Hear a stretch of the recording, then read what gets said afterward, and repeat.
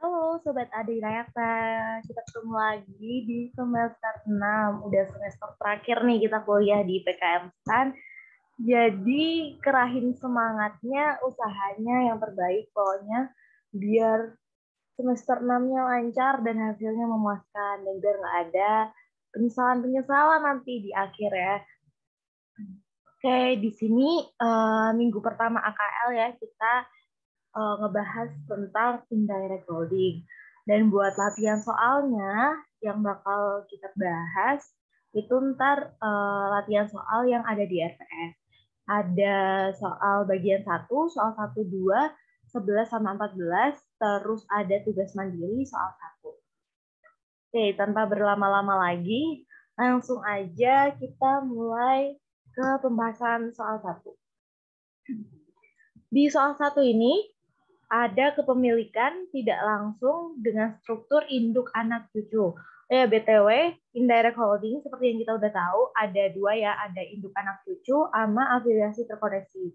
Nah, untuk soal 1 ini, yang dibahas adalah struktur induk anak cucu. Di sini, pada awal tahun 2020, PT Ponari itu membeli 80% kepemilikan di Sweetco dengan imbalannya itu sebesar nilai wajar aset netonya.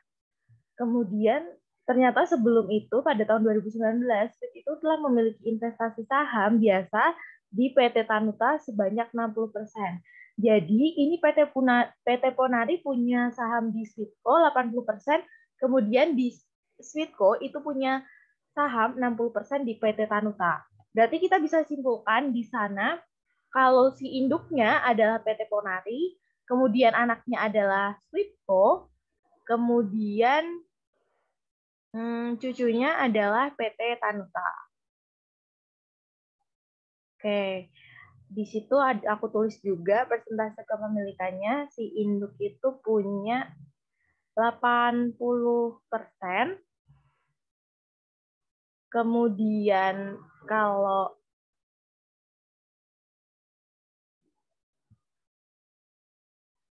anaknya itu punya anaknya atau Sweetco itu punya 60% di PT Tanuta. Habis itu ada informasi mengenai pendapatan terpisah, di mana PT Ponari itu punya 600.000, Sweetco itu punya 250.000 pendapatan terpisahnya di tahun 2020, dan PT Tanuta punya 350.000 pendapatan terpisah di tahun 2020. Nah, langsung aja kita ke soalnya. Di sini yang pertama kita diminta untuk menghitung pendapatan investasi Ponari selama tahun 2020. Nah, untuk menghitung itu berarti kita harus cari income from S. Nah, income from S ini nanti bakal dipengaruhi oleh income from T juga, karena kan dia punya saham ya di PTT, jadi dia harus mengakui income from T-nya. Nah, pertama kita tulis dulu income from T-nya di sini itu 350.000 dikaliin sama persentase kepemilikannya yaitu 60%. Jadi hasilnya 210.000. Terus jangan lupa ditambahin sama net income atau pendapatan terpisahnya dari dari Sweetco itu sendiri yaitu 250.000. Nah, kalau di total income S-nya itu adalah 460.000 dari income from T sama net income-nya atau pendapatan terpisahnya. Jadinya 460.000. Nah, untuk cari income from S, itu tinggal dikaliin aja sama persentase kepemilikan induk atas anak, yaitu 80%. Jadi 460.000 dikali 80% adalah 368.000. Nah, yang 368.000 ini adalah pendapatan investasinya Ponari selama tahun 2020. Selanjutnya, kita diminta untuk menghitung besarnya bagian laba untuk pihak non-pengendali atau kita disuruh cari NCI expense-nya. Nah, untuk NCI expense ini perhitungannya sama ya, kayak ini untuk pendapatan investasi, cuma nanti beda di persentase kepemilikannya aja. Nah, di sini NCI expense-nya, ini untuk yang S, itu ada NCI expense untuk yang S itu ada 92.000, itu dari 460 ini adalah total income-nya, dikaliin dengan 20%. 20% itu dari 100% dikurangi 80%. Nah, untuk cari NCI expense untuk yang T itu berarti dia langsung diiniin aja, dikaliin antara pendapatan terpisahnya si T, habis itu dikali sama persentase kepemilikannya NCI, berarti 40%. Nah, untuk NCI T-nya hasilnya adalah 140.000. Gitu. Terus yang C ini itu ada tambahan informasi bahwa di persediaan akhir PT Ponari itu terdapat laba yang belum terrealisasi dan merupakan persediaan. Ini ada intercompany transaction antara PT Ponari dan PT Sweet, di mana PT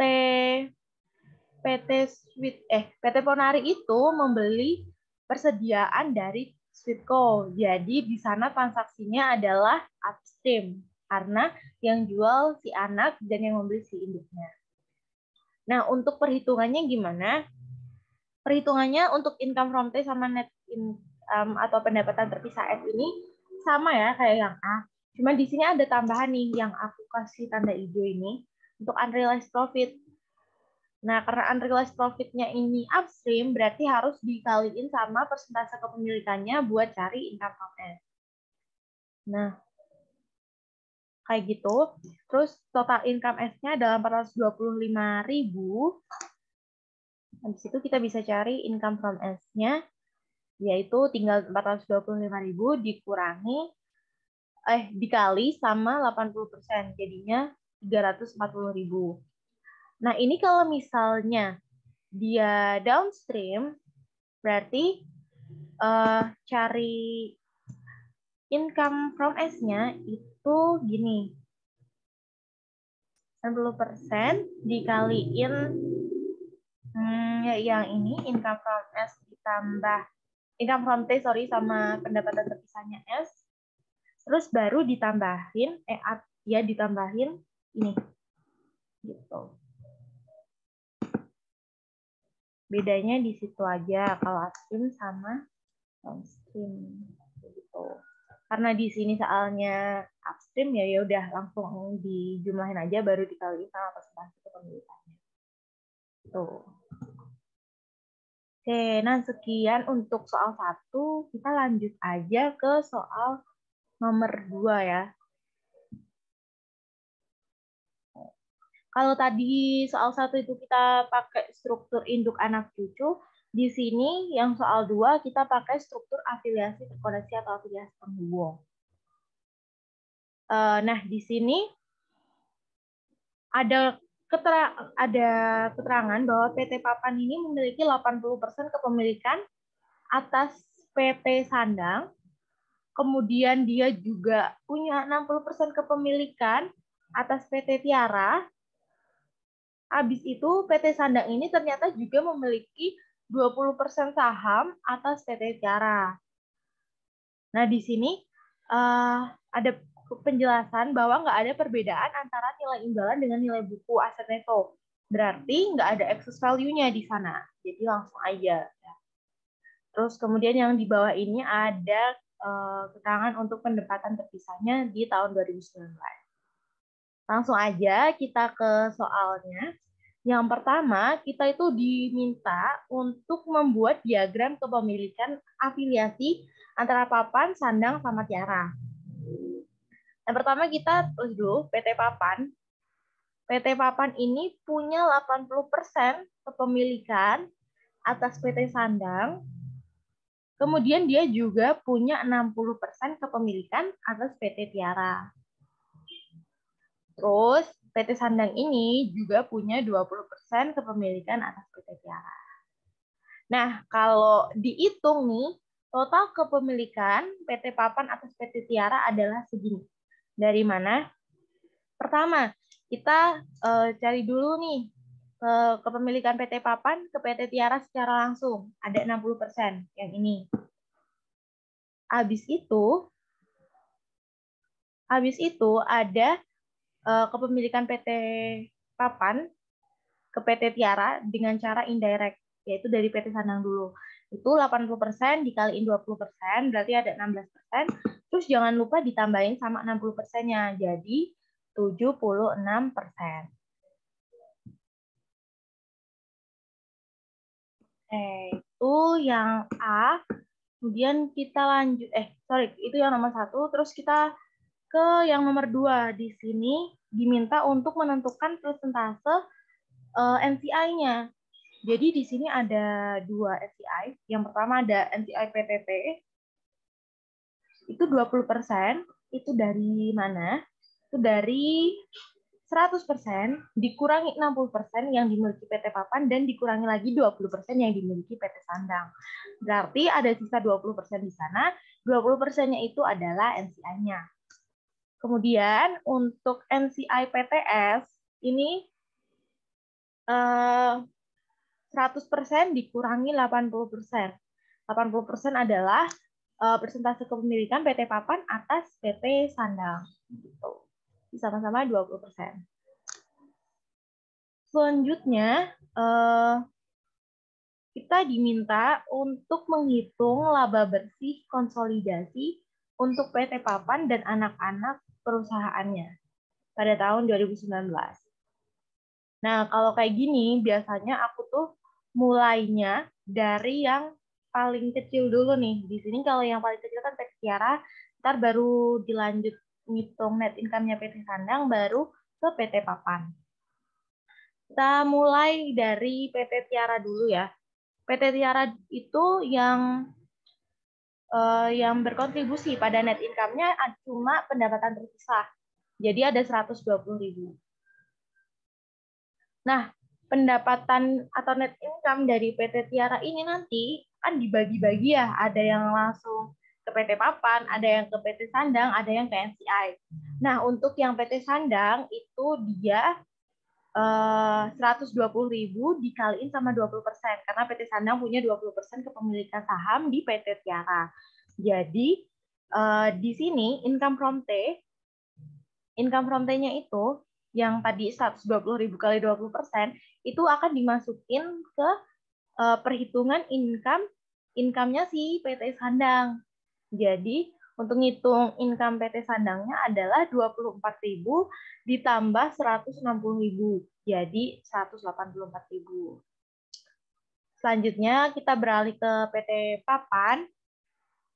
Di PT Papan ini ada pendapatan terpisah 300.000. Terus dia juga dapat income from T. Karena si PT Papan ini punya kepemilikan secara langsung terhadap PT Tiara sebesar 60%.